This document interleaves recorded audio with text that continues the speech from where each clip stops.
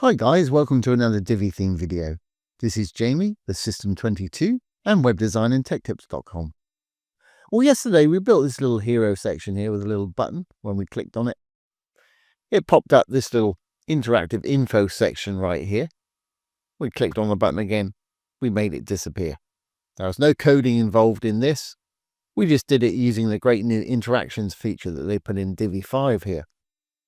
So if I click on that again, it works absolutely fine, but we had a great question. Somebody said, instead of clicking on the button to close it, when you open it, I'd like to have a close button here, or wherever you want to put your button. And also, when it's closed, when you click on this button, I'd like for the button to disappear. If you're not sure what I'm talking about, this is exactly what I've done here. Hero section, there's our button. When I click on it, looks the same. Button's disappeared. I've got a little button right here on mine. You can put it wherever you want on yours. When I click on it, it's going to close the info and we get our little button back. Nice little tidy solution. Again, we're doing this with just interactions, no coding involved at all. So let's get started. I've got the original page open over here. We built this whole hero section in the last video. I'm not going to do that again. I will take the interactions away and we can start from scratch. So I'll pause the video for a moment and take those away. Okay, so I've taken it back to the bare bones. We've got our title up there. That's one row. Green tab for the row.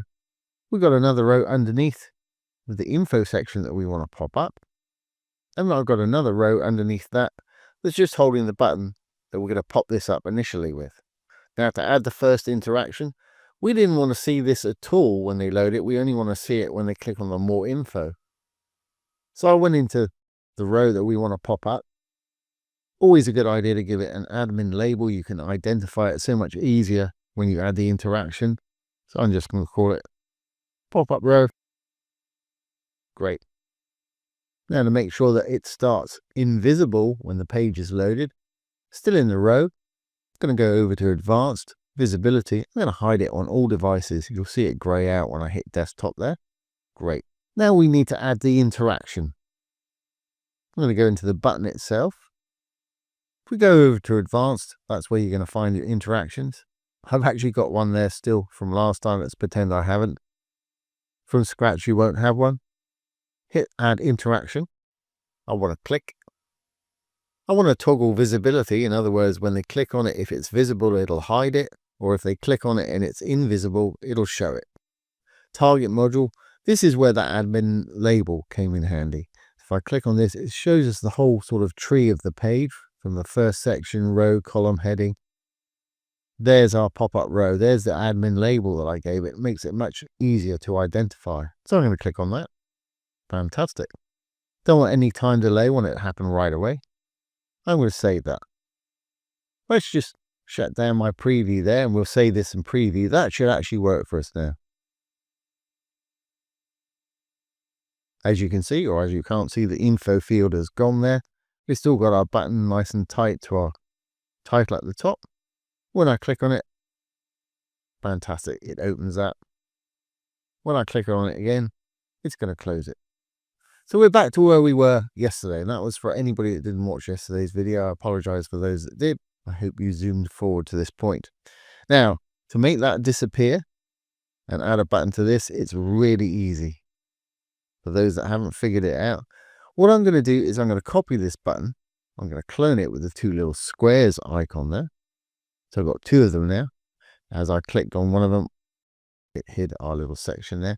Now they're both identical, so you can pull whichever one you want. I'm going to pull it. I'm going to pop it under my price right there. And it's grayed out because, remember, we've made this invisible.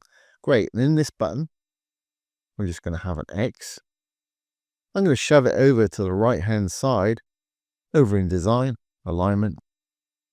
That's going to work for me. Obviously, put yours wherever you want.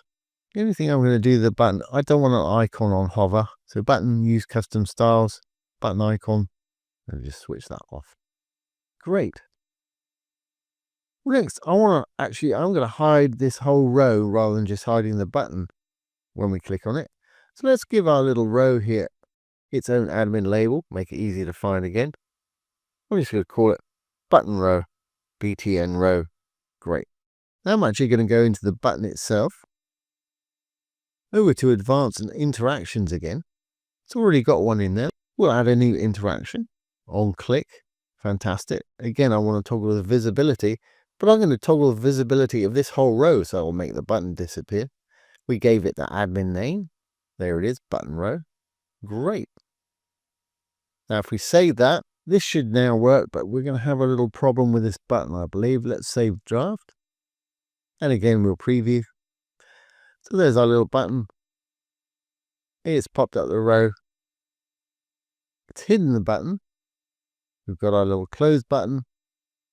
I click that, it's going to close it. But we've got no way to reopen it. So we need that button to come back when we close our info section. I'm sure you're ahead of me again on this one. Those that aren't, let's go back here. I'm going to add another interaction to this button right here. Click on that button. Advanced Interactions. I'm going to add another on click. Again, I'm going to toggle the visibility. Again, I'm going to toggle the visibility of this row because it's going to be hidden. We know what it's called. Button row. We'll save that. Now, this should work for us. Save draft. And we'll preview again. Got our little button. Opened our info and disappeared. Got our little close button there. When I click on it, it's closed the info. We've got our button back. And they can play with it as much as they like. So there you go. I hope that's answered that question, and I should have really thought about that when I built this yesterday.